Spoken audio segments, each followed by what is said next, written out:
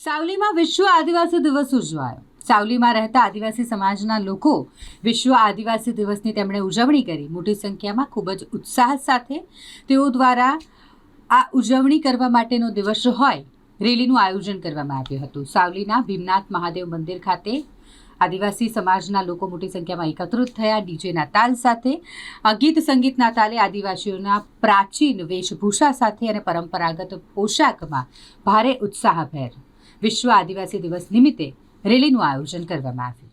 1992ની સાલમાં સંબંધિત મુદ્દાઓની ચર્ચા બાદ 9મી ઓગસ્ટને વિશ્વ આદિવાસી દિવસની માન્યતા યુનો દ્વારા મળી અને તે જ અનુસંધાને 9મી ઓગસ્ટે વિશ્વ આદિવાસી દિવસ ઉજવાય છે। સાવલી નગર અને સાવલી ડેસર તાલુકામાં વસવાટ કરતા આદિવાસી સમાજના યુવક યુવતીઓ દ્વારા વિશ્વ આદિવાસી દિવસ ઉજવવા સાવલીના ભીમનાથ મહાદેવ મંદિરના પ્રાંગણમાં એકત્રિત થઈ પ્રાચીન આદિવાસી પરંપરાગત પોશાકમાં ડીજેના તાલે પ્રાચીન શૈલીમાં નૃત્ય અને ભારે ઉત્સાહ સાથે ભવ્ય રેલીનું આયોજન કરાયું।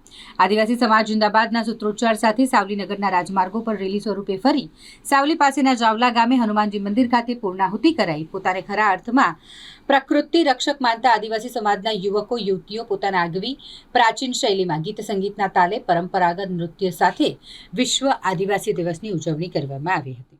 જય જોહાર, જય આદિવાસી।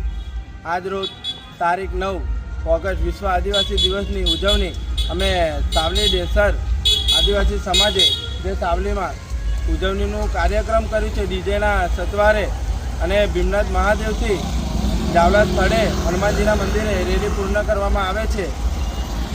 જય જોહાર, જય આદિવાસી। શું નામ તમારું?